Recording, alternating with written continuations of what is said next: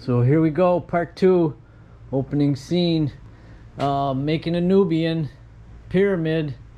I got all my raw material, my raw stock, jointed square, and then run through the planer so it's perfectly square all four sides.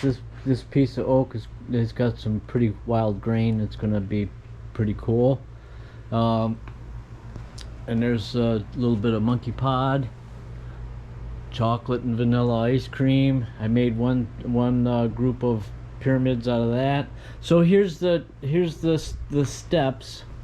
Once I've got it into a nice square, there's a cherry, nice size. I'll show you the pyramid.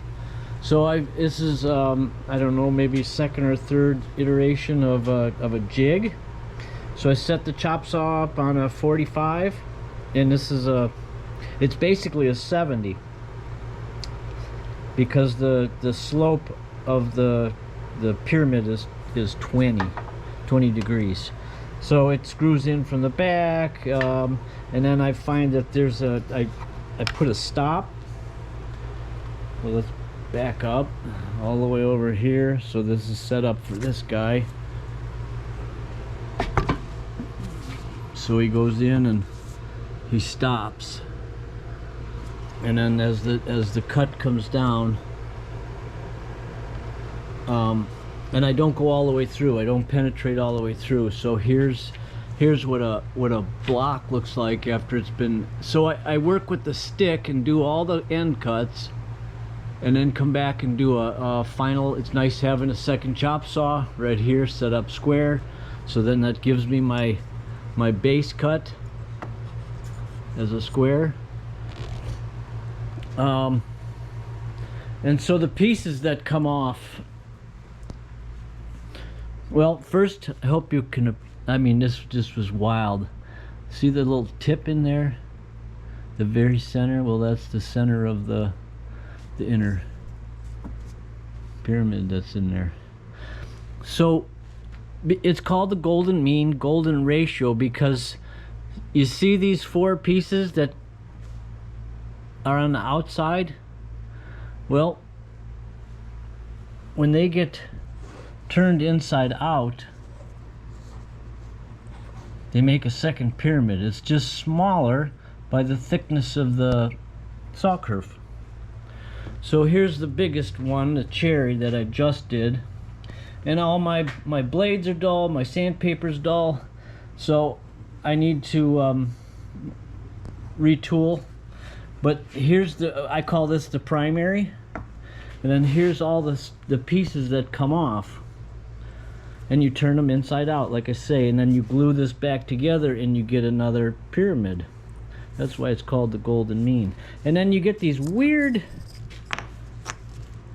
four pieces. This is the only scrap out of that block of wood.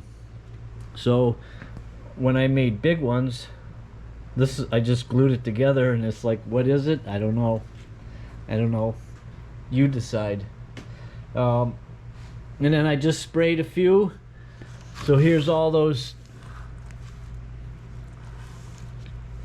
monkey pod, chocolate and vanilla. And see, there's a hand to them. They only can go back in one way in order to, because the outside corner is square, they all fit on the inside. Let's go walk into the finish room, and I'll show you a few of them. Shut the sprayer off. So there's just a single coat, but I love all these anomalies that show up in wood. I just like stuff like that. Don't know why. And then here's some little ash ones. The ash has it burns so beautifully. So here's one that's unburned, and a little bigger, that bigger stick. These were a couple small sticks that I only got a few pieces out of. And there's the arrowhead plaques with the first coat on the back side. Getting it dried, even though it's a rainy day. Okay. I guess that's all I need to say. It's all in the jig. It's all in having a square stock. And then it's nice when I've got a handle because I won't get anything out of this end. It'll have a big void, so it's like a handle I can go right up to the and cut up. But I'll get about a dozen, 14 pieces out of about a 6-footer. And there's going to be a lot of these cherry, and I just love all the character that's going to come out. There's all kinds of